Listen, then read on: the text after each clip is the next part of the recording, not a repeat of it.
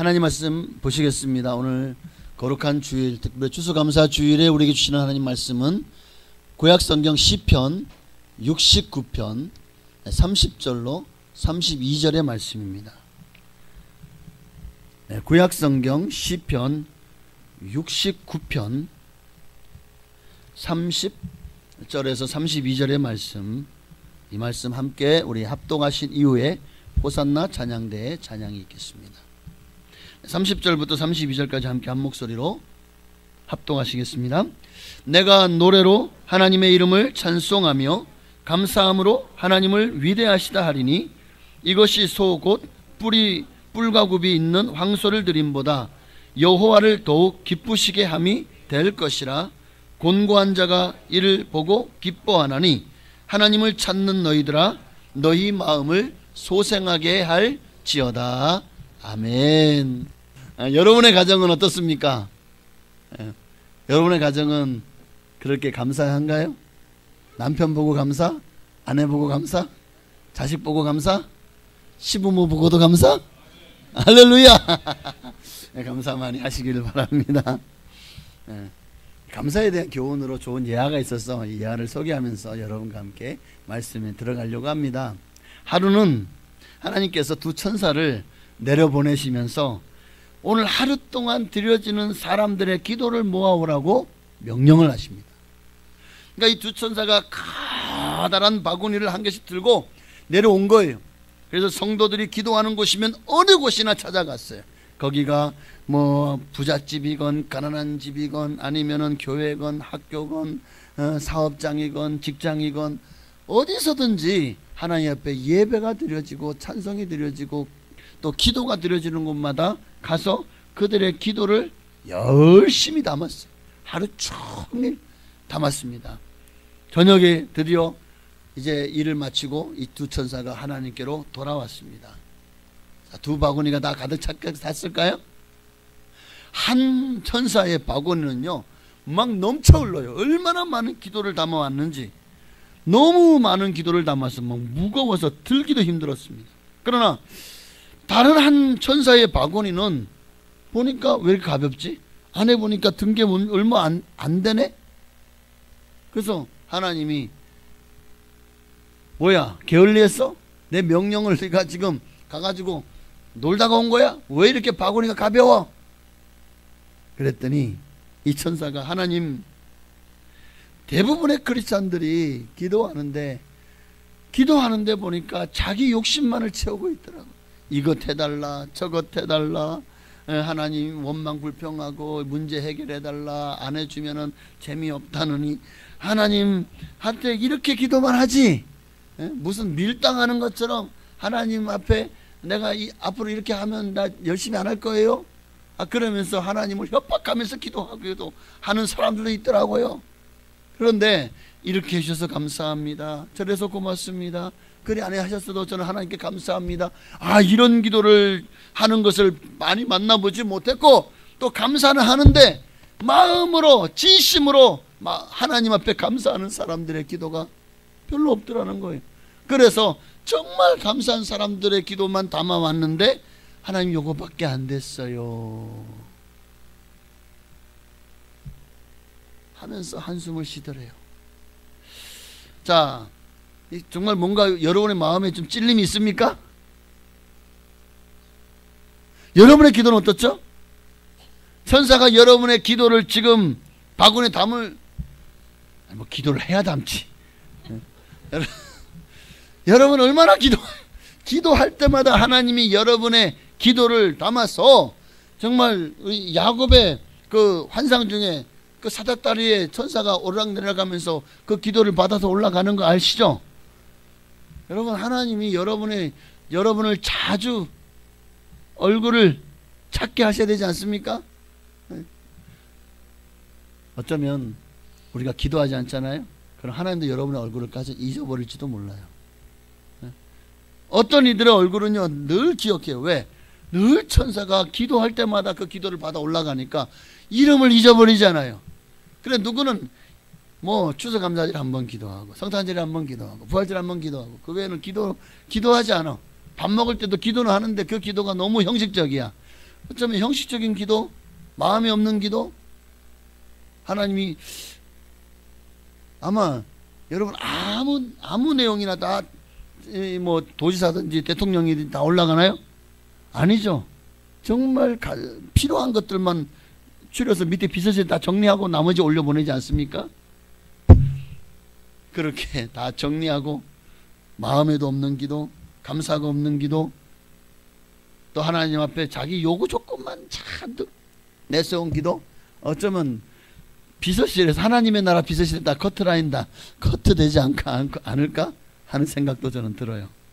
여러분, 하나님 앞에 여러분의 기도의 제목 속에 이것 해달라 저것 해달라는 간구만 가득하고 있지는 않은지, 아니면 하나님 또 감사합니다, 오늘도 생명을 연장해 주셔서 감사합니다, 오늘 하루를 살게 해주셔서 감사합니다, 하나님은 이 공기 쉬어서 잘 숨쉬게 하셨고 또 정말 내게 좋은 사람들 붙여주셔서 정말 감사할 것 넘치게 하시니 감사합니다.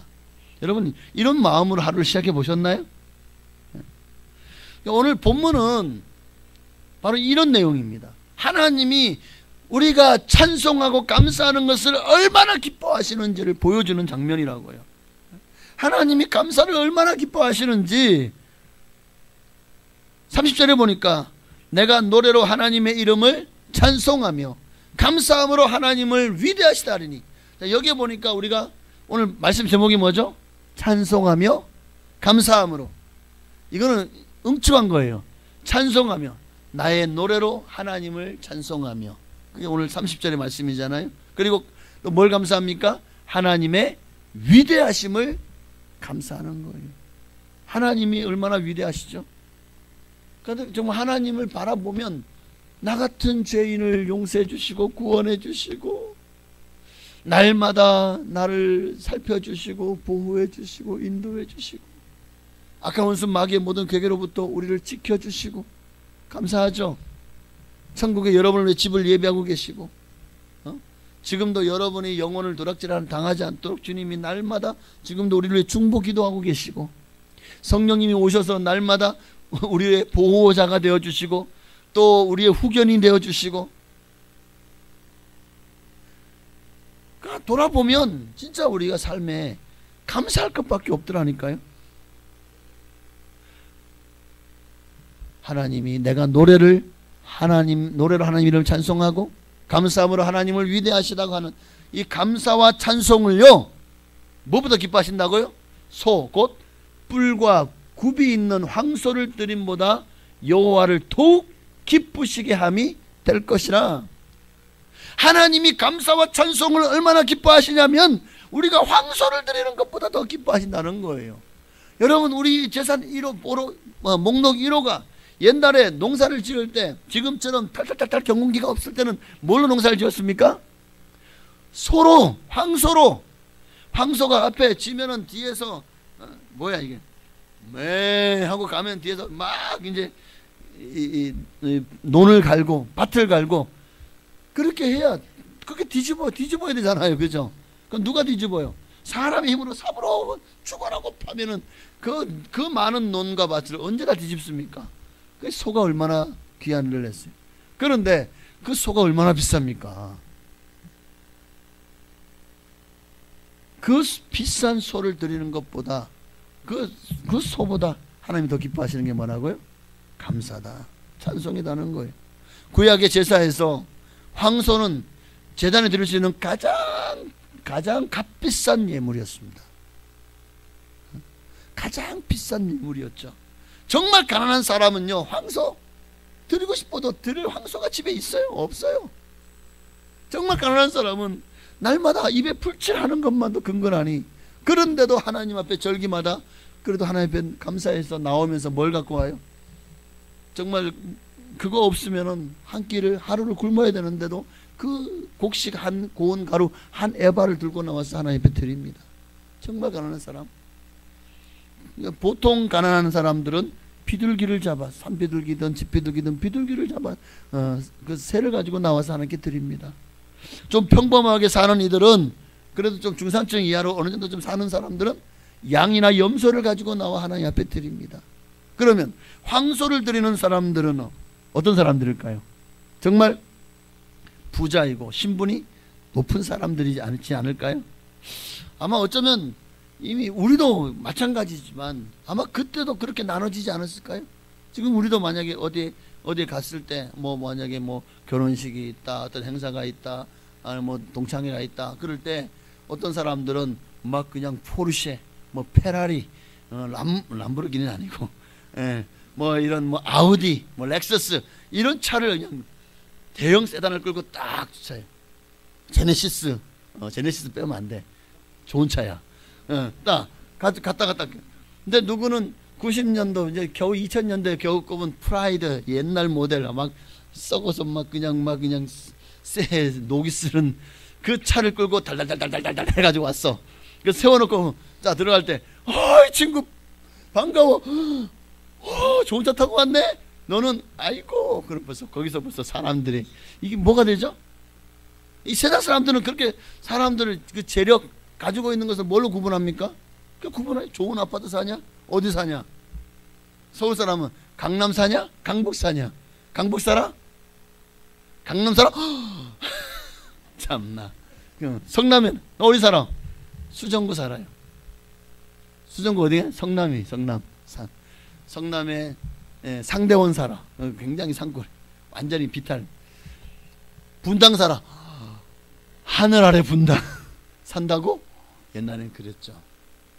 보십시오. 벌써 사는 데만 가지고 사람들이요, 그 사람을 높고 낮음을 책정을 해버린다니까요. 그 사람의 직업, 그 사람의 어떤 학력, 그 사람이 어디 사는지, 그 사람이 어떤 차를 끌고 있는지, 그 사람이 그걸 가지고 사람을 판단하잖아요. 지금도 그렇지 않나요? 우리 정말 적어도 예수 믿는 사람은 하나님이 얼마나 기뻐하시는지를 보고 그 사람을 판단해야 돼요. 정말 열심히 신앙생활하고 믿음생활하는 사람들을 부러워해야 됩니다. 좋은 차 끌고 다닌다고 부러워하지 말고 정말 신앙과 믿음 있는 사람을 부러워하시길 바랍니다. 옛날에 그런 일 없었을까요? 황소를 제물로 가지고 그 소를 끌고 오면서 얼마나 거드름 피우고 얼마나 사람들 앞에서 내가 이런 사람이야 아마 그러면서 황소를 가지고 나아가지 않았겠습니까? 그러니 겨우 곡식 한 해만 가지고 온 사람은 아마 얼마나 부끄럽게 했겠냐고요.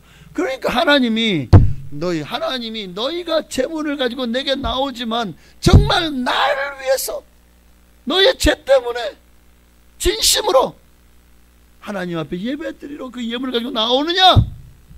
그렇지 않잖냐. 그러니 너희가 내게 나와서 드리는 그 제사가 내가 그 예배를 내가 기뻐 받겠느냐? 내 마당만 밟을 뿐이다. 내가 역겹다. 왜?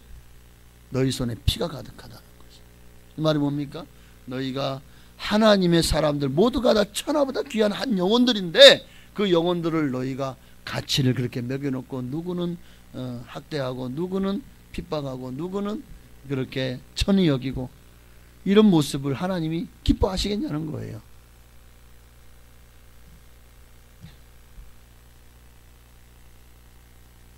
비둘기 한 마리 가져온 사람, 정말 너무 가난해서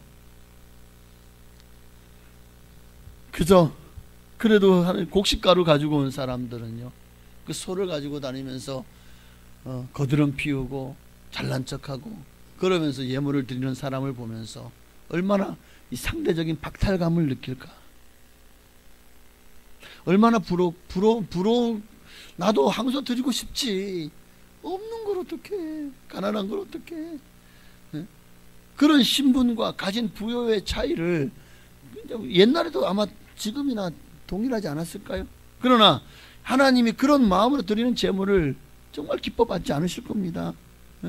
그래서 오늘 30절 말씀에 그렇게 얘기하는 거예요. 31절에 이것은 속옷 뿔과 굽이 있는 황소를 드림보다 뭐가 여호와를 더 기쁘게 하는 거라고요?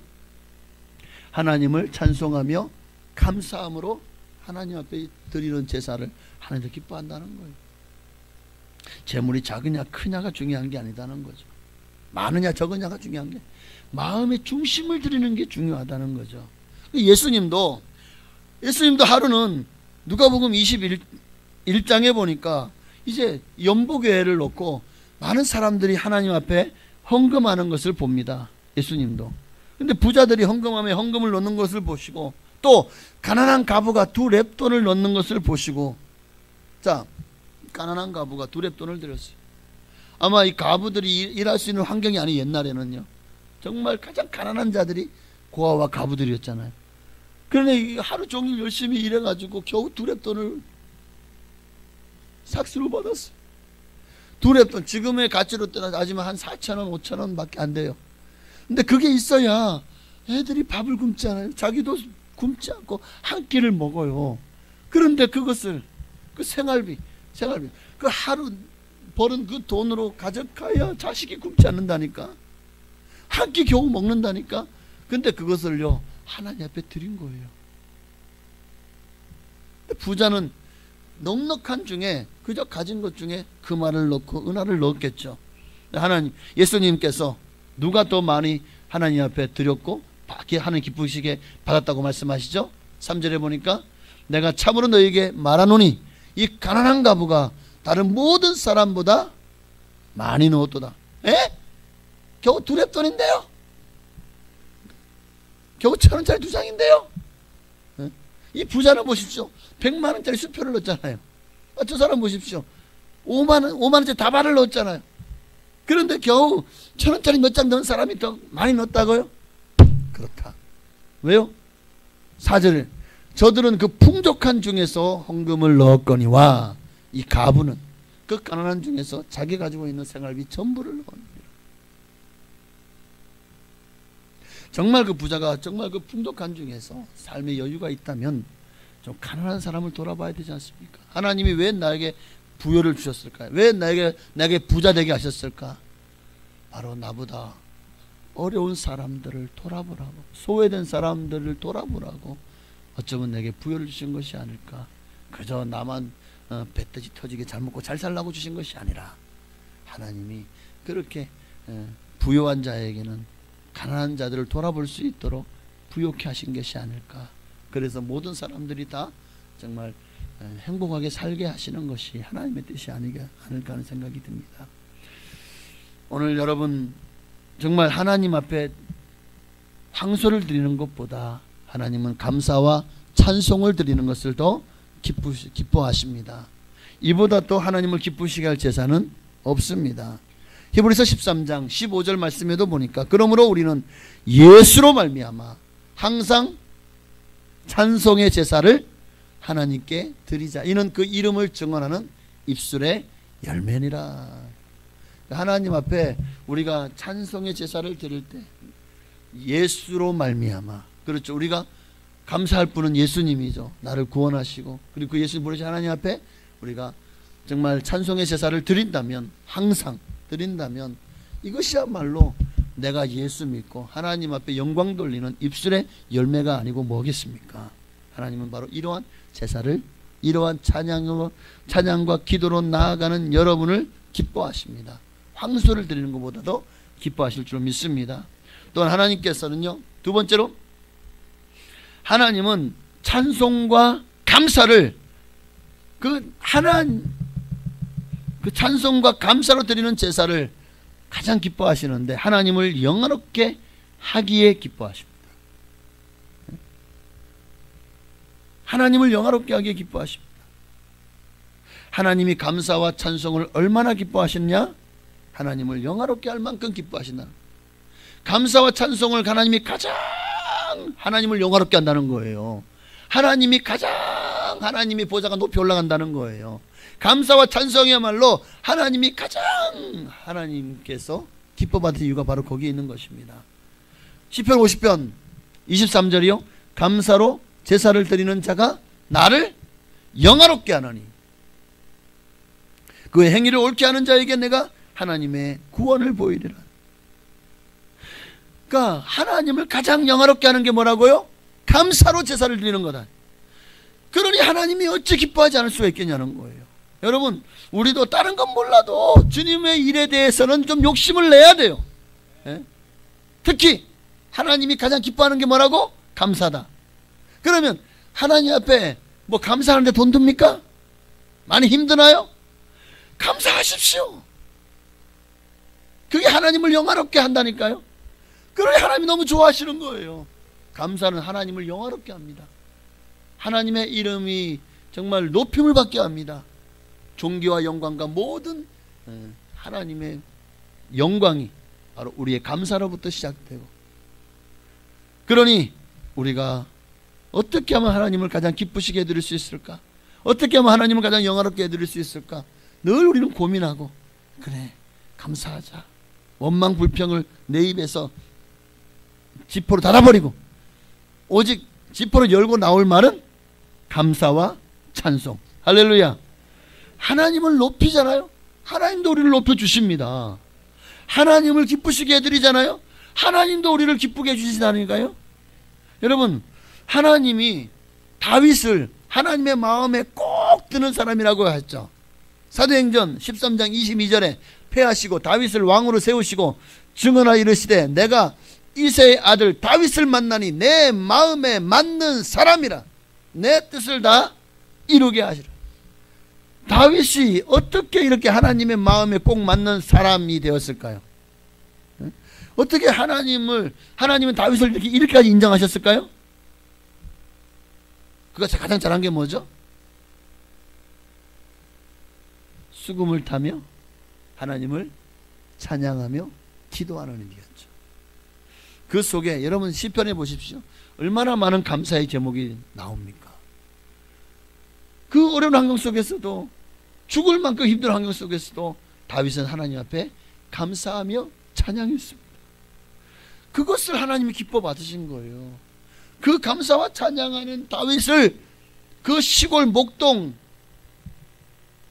살던 다윗을요, 한 나라의 왕으로 하나님이 세워주지 않았습니까? 근데 그 한 나라의 왕으로 끝난 것이 아니죠. 지구 역사상, 지구에서 가장 위대한 왕이 누구? 다윗입니다. 이 시대에는 아브라함 링컨을 들기도 합니다만은, 그러나 세상에서 가장 위대한 선거는요, 다윗 왕을 꼽아요. 도대체 다윗이 무엇을 했기에 이렇게 하나님의 마음에 꼭 들었다고요? 감사하고 찬송했어요. 하나님의 은혜를 감사하고 하나님을 위대하시다 찬양했더니, 그렇게 하나님 앞에 기도했더니, 감사했더니 하나님이요 그와 함께 하셨고 그에게 능력과 권세를 입혀주셨고, 그리고 그로 세계에서 가장 추앙받는 위대한 왕이 되어 지게 하셨습니다. 그럼 우리도 다윗처럼 늘 찬송하며 기도하면 하나님이 다윗에게 부어줬던 그 동일한 은혜와 축복과 능력과 권세를 여러분에게도 부어주실 줄로 믿습니다. 아마 여러분의 삶에도 어떤 환경 속에서도 범사에 감사하며 하나님을 찬송하면, 바울과 실라처럼 그럼에도 불구하고 하나님을 찬송한다면 하나님이요 여러분을 얼마나 기뻐 받으실까요? 여러분을 위해 통해서 얼마나 큰 위대한 일을 행하실까요? 하나님의 마음에 인정받고 꼭 맞는 사람이라고 칭찬하실, 오늘 여러분 모두가 다 그 한 사람 되시기를 주의 이름으로 축원합니다.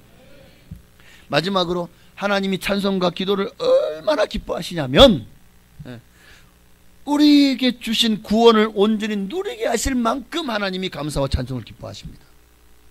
황소를 드림보다 하나님이 감사와 찬송을 기뻐하십니다. 감사와 찬송은 하나님을 가장 영화롭게 할 만큼 하나님이 기뻐하십니다. 그리고 마지막으로 감사와 찬송은요, 하나님이 우리에게 부어주신 이 구원을 온전히 누리게 하실 만큼 기뻐하십니다. 이게 정말 중요합니다. 하나님이 책임져 주신다는 거예요.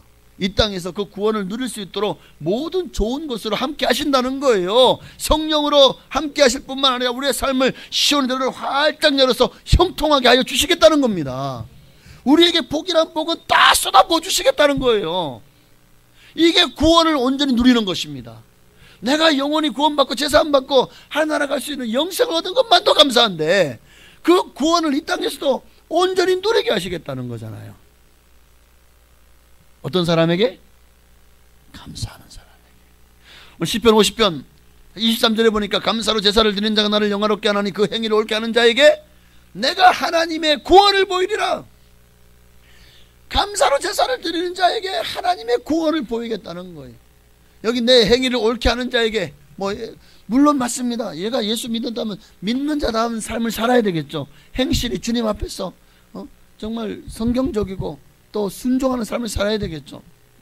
그러나 여기 그의 행위를 옳게 하는 자에게 이 말은 앞에 있는 감사로 제사를 드리는 이 말에 연결을 해봐야 되는 거예요. 그러니까 그 구절 안에서 이 말씀이 나온 거는 지금 감사로 제사를 드리는 그 행위를 보는 겁니다.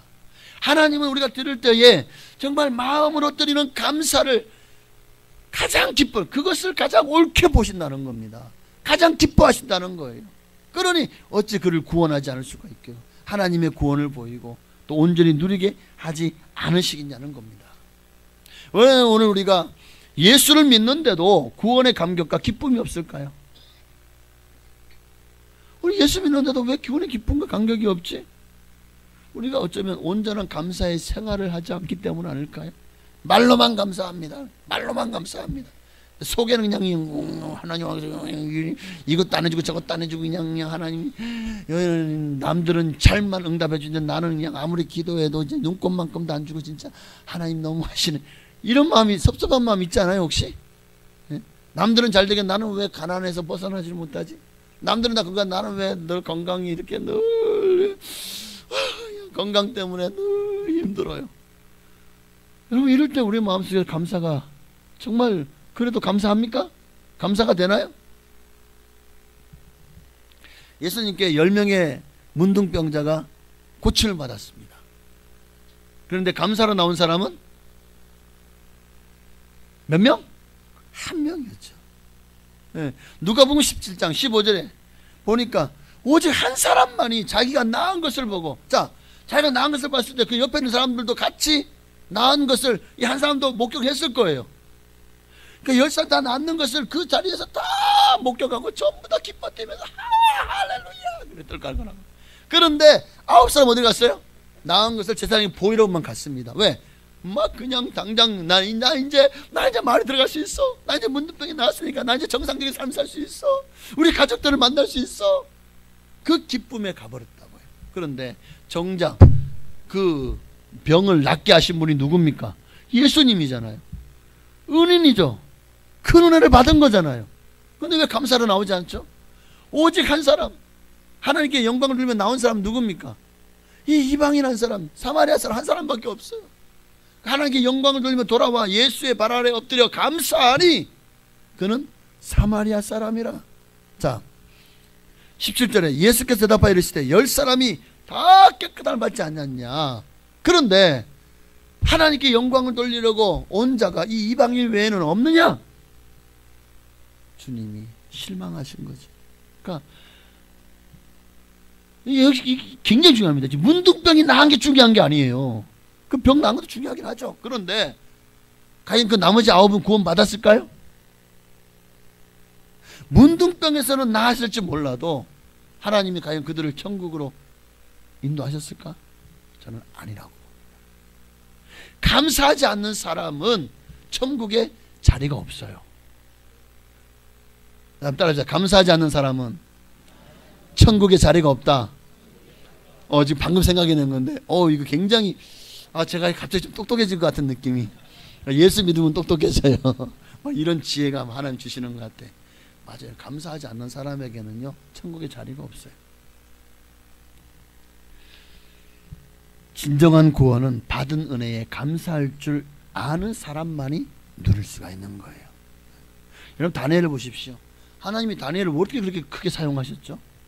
바벨론 제국, 그리고 그 다음에 메대, 갈대아, 그러니까 메대는 그 갈대아 사람들이 세운 나라가 메대예요. 그 다음이 페르시아. 자, 여러분 한 나라의 제국이 이제 다른 메대 나라가 쳐들어와서 바벨론 제국을 멸망시켰어요. 그러면 제일 먼저 하는 일이 뭘까요? 그 나라의 왕족들, 왕, 그리고 또 그 바벨론에 충성했던 사람들을 먼저 잡아다가 숙청하지 않습니까? 왜? 혹시나 그들이 반란의 불씨를 지필 수도 있으니까요.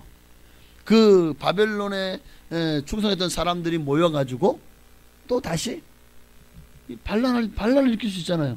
그러니까 제일 충신들을, 제일 그 나라에 충성했던 사람들을 잡아다 죽이고 그리고 이제 자기들이 원하는 일꾼들을 세워서 나라를 통치하지 않습니까? 네. 자, 바벨론 제국의 총리가 누구였죠? 다니엘이었죠. 그러면 갈대 사람이 세운 메대 나라의 또 총리는 누구였습니까? 다니엘이네. 바벨론에 충성한, 야, 그리고 또 그 다음에 파사 제국, 파사 지금 페르시아입니다.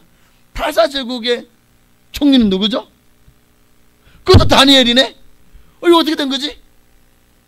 여러분 보십시오. 하나님 앞에 도대체 다니엘이 어떤 모습의 삶을 살았기에 다니엘이 이렇게까지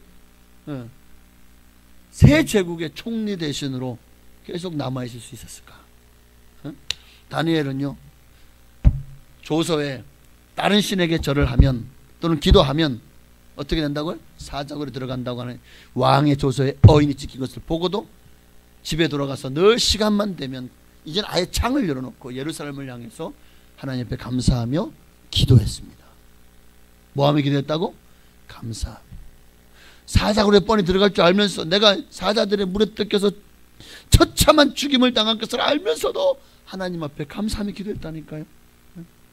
다른 대신들이요, 이방인 다니엘이가 가장 왕의 총애를 받고 가장 높은 자리에 올라가는 것을 얼마나 시기했습니까? 그런데 아무리 정치적으로 아무리 그 집안을 털어도 먼지가 안 나는 거예요. 아니, 털어서 먼지 안 나는 정치인이 어디 있냐고요. 그런데 다니엘은 아무리 털어도 먼지가 안 나요. 그러니까 야, 내가 이 다니엘은 우리가 정말 그가 믿는 그 신앙 가지고 그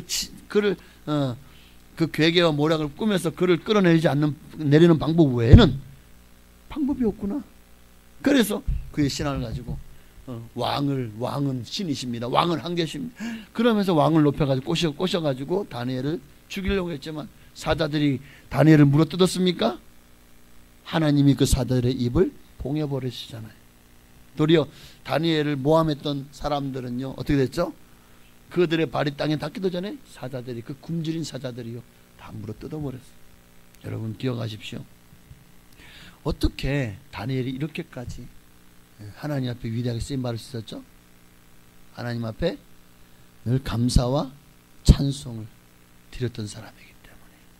하루 3번 창을 열고 하나님 앞에 기도하고 감사했더라. 이 말은 평상시에도 늘 하나님 앞에 기도의 습관, 감사의 습관을 가졌던 사람이라는 거잖아요.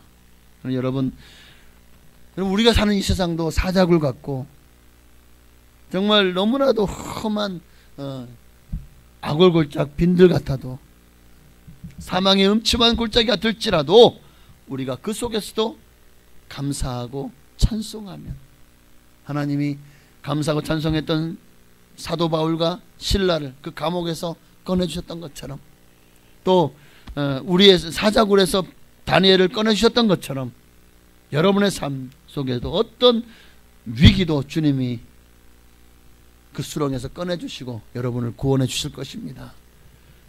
감사하며 찬송하고 살면 여러분 마음에 하나님 주신 평강이 임하니 두려울 것이 없어지는 줄로 여러분 깨달으시기를 바랍니다. 진정한 평안과 구원을 여러분 누리기를 원하십니까? 그럼 간단해요. 감사하고 찬송하며 사십시오. 혹 지금의 삶이 몹시 지치고 삶의 의미를 찾지 못하고 늘 문제가 해결되지 않고 삶은 꼬이고 정말 아이고 내가 살아서 뭐하나 너무 허무하고, 또 어떤 사람은 삶이 지옥 같다면 그 이유가 뭘 것 같아요? 왜 이렇게 사는 게 힘들죠? 왜 이렇게 사는 게 헬조선이죠? 왜 이렇게 삶의 의미를 찾지 못하죠? 왜 이렇게 고달픕니까? 먹고 살 걱정, 자식 걱정. 이 걱정이 왜 여러분의 삶에서 떠나지 않을까요? 우리의 주님 되신 하나님을 믿지 않기 때문에, 그 하나님께 감사하지 않기 때문입니다. 여러분 지금 감사하고 찬송하고 있는가를 돌아보시길 바랍니다. 만약 여러분의 입술에서 찬양과 기도가 사라졌다면,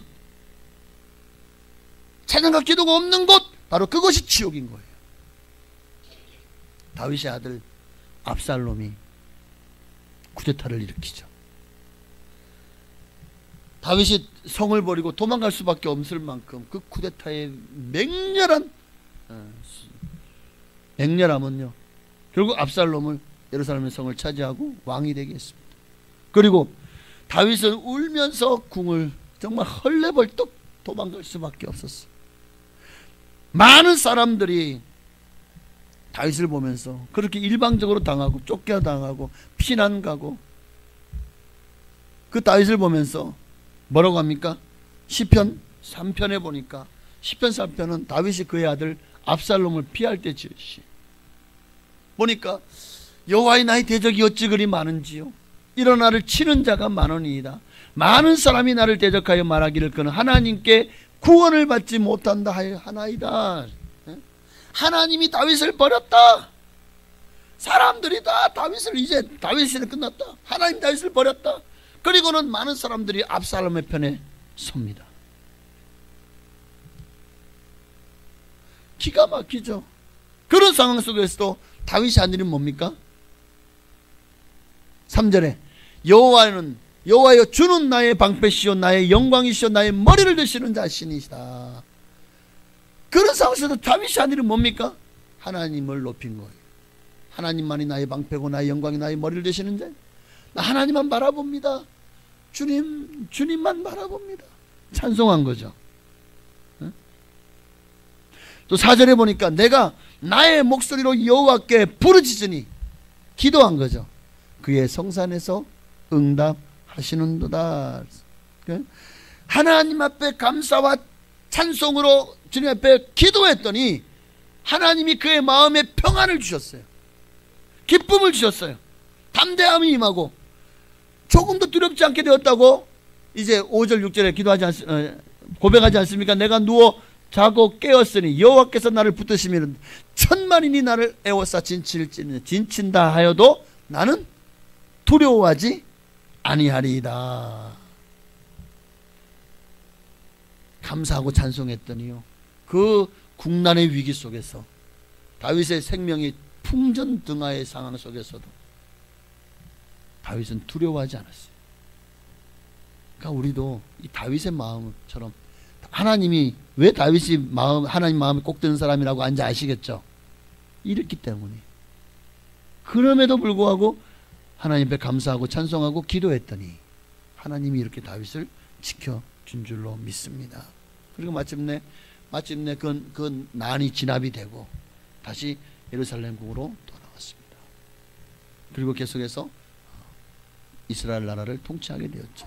여러분, 오늘 우리의 삶에도 다윗에게 이 많았던 1절 2절 말씀처럼 이 많았던 수많은 대적들이요, 여러분의 삶에, 여러분의 가정에, 여러분의 직장, 여러분의 사업장에, 여러분의 주변에 안팎에도 많을 겁니다. 그러나 우리가 해야 될 뭐라고요? 원망 불평이 아니라 감사와 찬송입니다. 주님을 믿고 감사와 찬송과 기도를 드릴 때 여러분을 대적하고 여러분을 멸망시키려고, 여러분을 죽이려고 하는 원수 마귀가 한 길로 왔을지라도 7길로 출행망치는 역사가 일어날 줄로 믿습니다. 이제 말씀 마칩니다.